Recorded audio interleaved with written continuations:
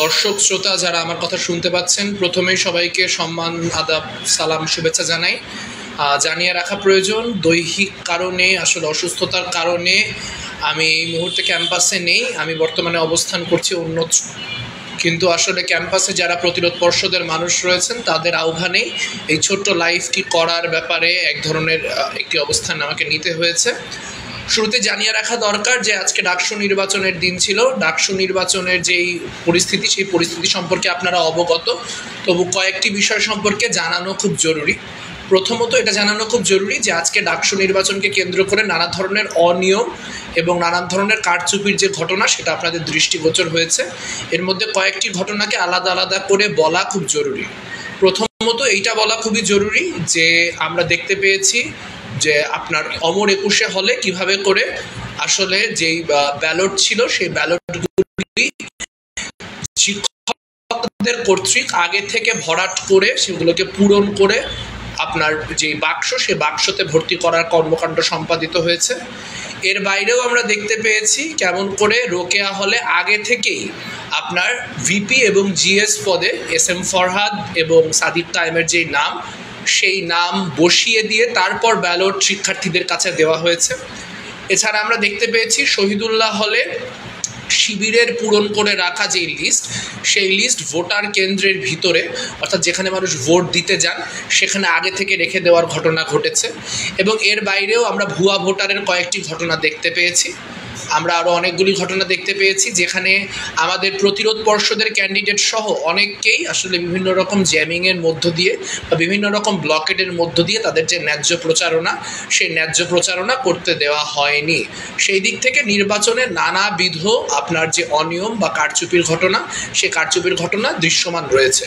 তবে আমি যেই কথাটি বলার জন্য প্রধানত লাইভটি করছি, সেটি হচ্ছে আমি গভীরভাবে ধন্যবাদ জানাতে চাই আবাসিক অনাবাসিক মিলিয়ে সেই সকল শিক্ষার্থীদেরকে যারা আমাদের ডাকে সাড়া দিয়ে আজকে ব্যাপকভাবে ভোট প্রদান করেছেন এবং আমরা একটা অত্যন্ত হাই টার্ন আউটের যে নির্বাচন, সেই নির্বাচন দেখতে পেয়েছি।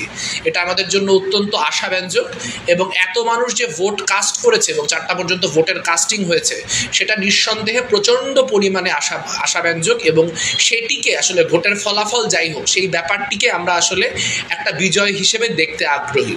কিন্তু আমরা দেখতে পাচ্ছি যে ভোট গণনাকে কেন্দ্র করেও এক ধরনের ধোঁয়াশা সৃষ্টি হয়েছে।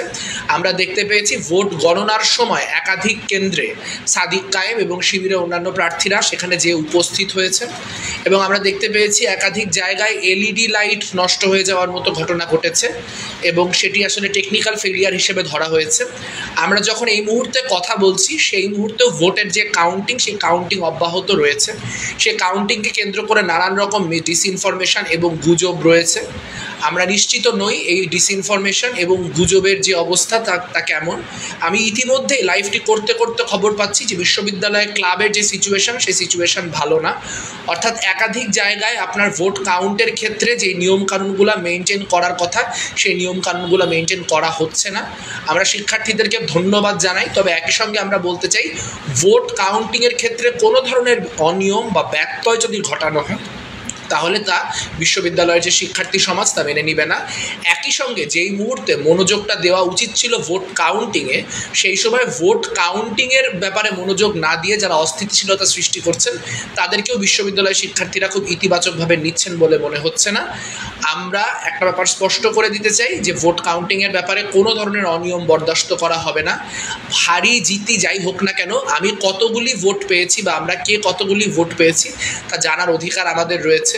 যে হাজার হাজার শিক্ষার্থী আজকে পরিশ্রম করে ভোট দিতে এলেন, তাদের ভোটটি যাতে শেষ ভোটটি পর্যন্ত কাউন্ট হয় তা নিশ্চিত করা আমাদের প্রধান দায়িত্ব।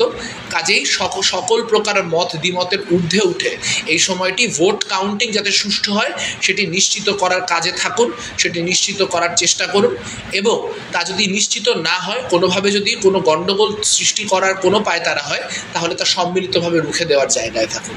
আপাতত এতটুকুই আপডেট। পরবর্তীতে এই বিষয়ে আমাদের পর্ষদের তরফ থেকে আরও ডিটেল জানানো হবে, এইটুকু বলে রাখলাম।